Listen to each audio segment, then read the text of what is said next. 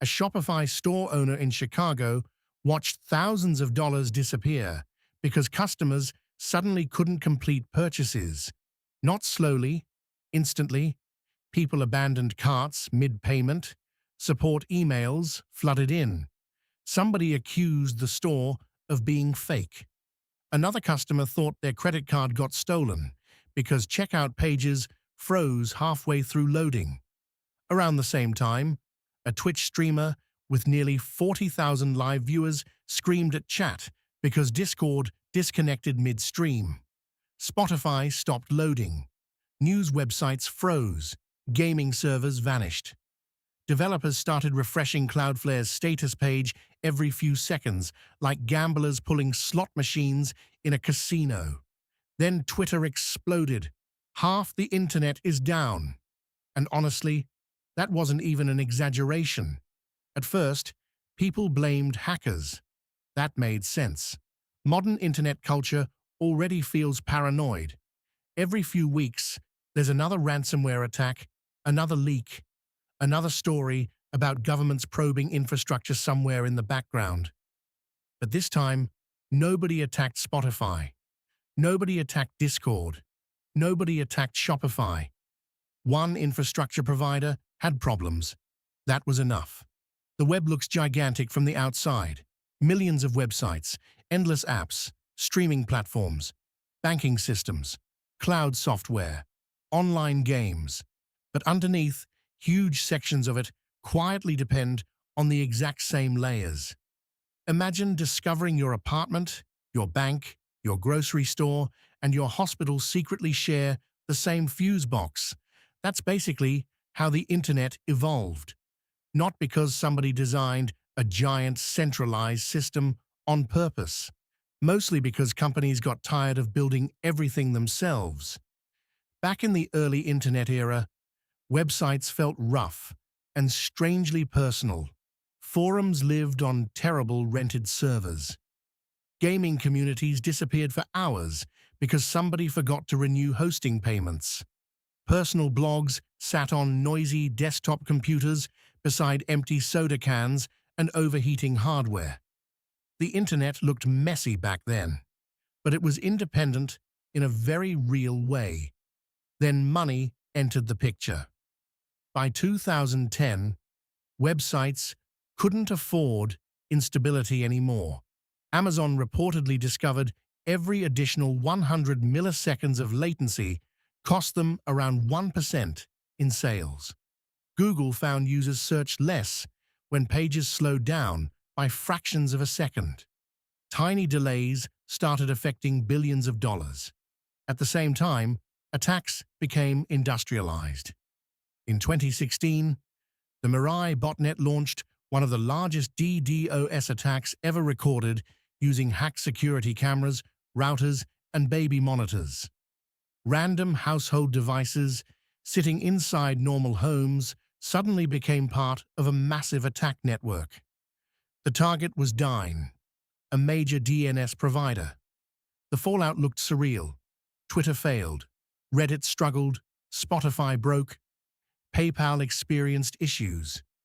Huge parts of the United States suddenly lost access to major websites because hacked baby monitors were overwhelming infrastructure behind the scenes. The Mirai network eventually grew to hundreds of thousands of infected devices. Some later variants spread so aggressively, researchers compared them to biological viruses moving through the internet itself. Yes, baby monitors almost helped break huge parts of the internet. And stories like this exposed something much bigger. The internet became heavily dependent on companies most users have never even heard of. Cloudflare became one of the clearest examples. Today, the company helps handle traffic for roughly 20% of the internet. That number sounds fake until outages start spreading. Then suddenly, thousands of websites fail together because they quietly relied on the same systems underneath. And Cloudflare isn't even unique. Amazon Web Services became so massive that giant sections of the web effectively rent computing power from Amazon itself. Netflix runs heavily on AWS. Startups run on AWS. Banks use AWS. Government systems use AWS. At one point, an AWS outage disrupted streaming platforms, smart home devices, delivery apps, customer support tools, and payment systems simultaneously. People couldn't unlock smart doors. Alexa stopped responding. Developers panic posted on Reddit, while dashboards across entire companies turned red.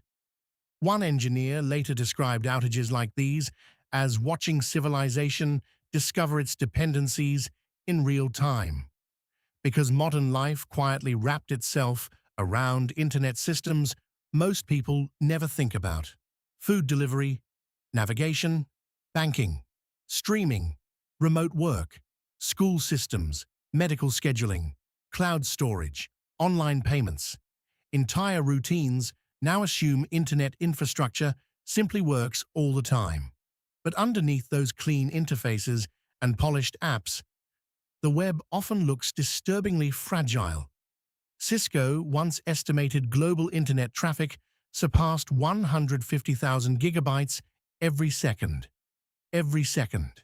Humans built one of the largest machines in history, and most people interact with it casually while sitting on a couch watching TikTok.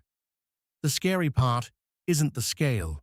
It's how much of it still depends on human beings trying not to make mistakes while exhausted.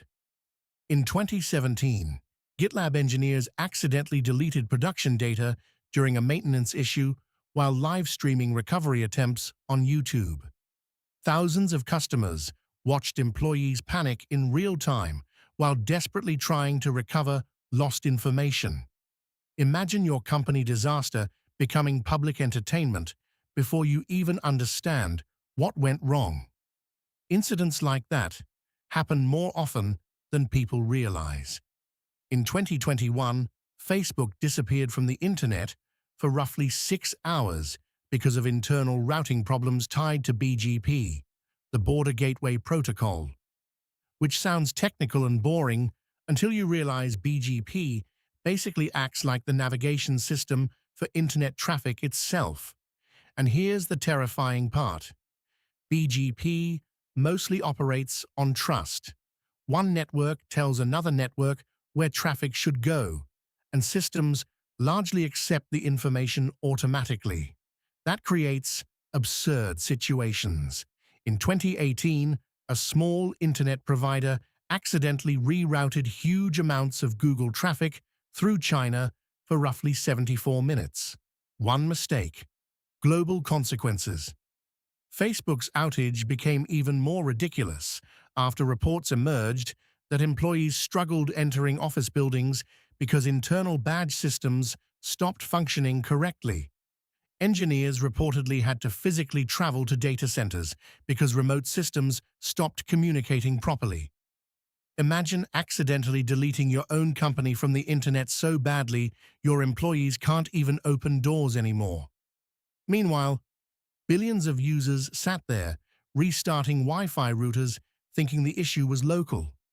And those outages cost insane amounts of money.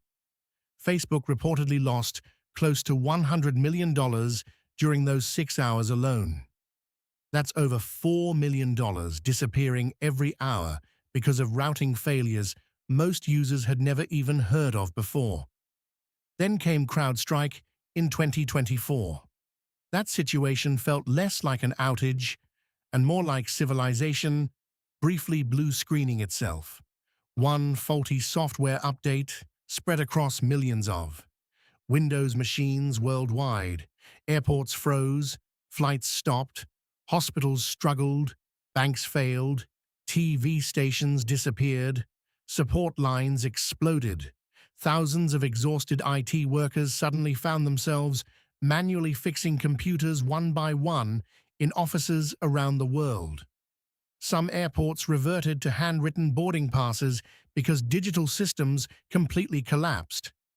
One cybersecurity expert described the event as the largest accidental IT outage in history. And the craziest detail? It wasn't malware. It wasn't hackers. One broken update triggered global chaos because enormous numbers of companies relied on the exact same software layer underneath daily operations. The internet has more invisible pressure points than most people realize.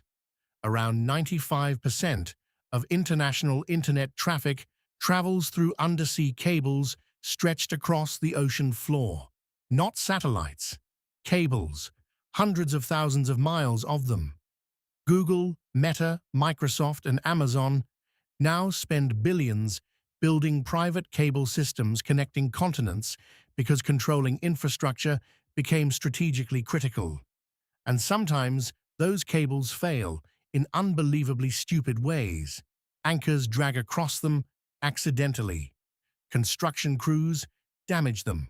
Earthquakes cut them. Sharks have reportedly bitten underwater internet cables often enough that Google once wrapped some lines in protective armor. In one case near Armenia, a woman digging for scrap metal accidentally disrupted internet access across huge parts of the country with a shovel. That sounds like an internet joke somebody invented for Twitter. It was real. There are moments when the modern web feels less like advanced engineering and more like a gigantic machine, barely held together by exhausted people trying to stop disasters faster than new disasters appear.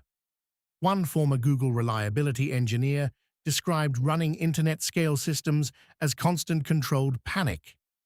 Another compared it to repairing a speeding car while passengers scream if music buffers for 2 seconds. Cloudflare alone blocks tens of billions of cyber threats every single day. IBM estimated the average global cost of a major data breach climbed above $4 million. Cyber attacks now target connected systems constantly, with some studies estimating attacks happen somewhere online roughly every 39 seconds. Then AI arrived and poured gasoline on everything. The internet stopped serving only humans. Suddenly, websites had to deal with armies of bots, scraping pages non-stop for training data. Fake engagement systems, flooding platforms automatically, and crawlers vacuuming information at industrial scale. By 2024, researchers estimated bots represented nearly half of all internet traffic. Think about how strange that is. Machines flooding websites to train other machines using content originally written for humans. Some websites now receive more automated visitors than real people. Cloudflare eventually introduced tools allowing publishers to block AI crawlers because bandwidth costs started spiraling out of control. Some media companies reported AI bots scraping millions of pages in days while generating almost no advertising revenue in return. And once you notice it, parts of the internet begin feeling strangely artificial. AI-generated reviews, AI-generated articles, fake engagement, bots replying to bots, entire websites existing mostly to satisfy algorithms rather than actual people. One Reddit user described browsing the web recently like walking through a shopping mall where half the customers are mannequins. Hard to unsee that once it clicks, and then things somehow got even weirder. People stopped talking to AI like software and started talking to it like people. In 2024, several AI companion apps reported users spending multiple hours per day having emotional conversations with chatbots. Some users openly described the bots as their closest relationship. Others admitted they talked to AI more often than to friends or family members. Researchers studying loneliness and digital behavior started noticing the same pattern repeatedly. People weren't just using AI for productivity anymore. They were venting to it, trauma dumping, saying good morning, saying good night. One survey found a surprisingly high number of young adults said they could imagine forming emotional relationships with AI in the future. Maybe social media trained people for this without anybody noticing. AI simply removed the final barrier and made the interaction feel personal. Some chatbot systems learned communication styles, remembered emotional details from previous conversations, and adapted personalities over time. One former engineer described certain AI companion systems as slot machines for loneliness. That line spread online because it sounded harsh, but also uncomfortably accurate. There were even reports of symbolic AI weddings streamed online. Real people organizing ceremonies for relationships with software. 10 years ago, that sounds like dystopian science fiction. Now, it barely survives a single news cycle before everybody scrolls to the next bizarre thing happening online. And maybe that's the strangest shift of all. The system became so large, so artificial, and so emotionally immersive that increasingly people don't just use it anymore. They live inside it. Meanwhile, the internet itself is starting to feed on synthetic content generated by its own machines. Researchers have warned about something called model collapse, where AI systems begin degrading because they repeatedly train on data generated by other AI systems instead of original human-created material. One scientist compared it to photocopying the same image thousands of times until all the original details slowly disappear into grey noise. And parts of the web already feel like that. AI-generated articles summarizing AI-generated posts, referencing AI-generated summaries from websites filled with AI-generated SEO pages, created mostly for search algorithms rather than human readers. Some content farms now publish tens of thousands of pages every month automatically. One study found low-quality AI-generated websites exploded after ChatGPT launched, flooding search engines with synthetic content at industrial scale. The internet once felt messy, personal, human. Awful forums, weird blogs, tiny communities obsessed with random niche topics nobody else cared about. Now parts of it feel strangely empty, like walking through a city where all the lights are still on, even though nobody's really home anymore. And maybe that's the final twist nobody expected. The internet was supposed to connect billions of people together. Instead, it slowly became a place where machines talk to machines, algorithms imitate human attention, and lonely people build emotional relationships with software running inside data centers they'll never see. Most people still think the internet is this giant, unstoppable machine. But sometimes all it takes is one typo, one damaged cable, one bad update, or one exhausted engineer at 3 a.m. And suddenly, the entire thing starts looking a lot smaller than it did before. Thank you so much for listening to this audiobook. I truly hope these words inspired you, motivated you, and gave you something valuable to take with you into everyday life. If you enjoyed this recording, don't forget to subscribe to the channel and explore my other inspiring audiobooks created to support your growth, mindset, and motivation. Your support means a lot and helps me create more content for listeners like you. See you in the next audiobook.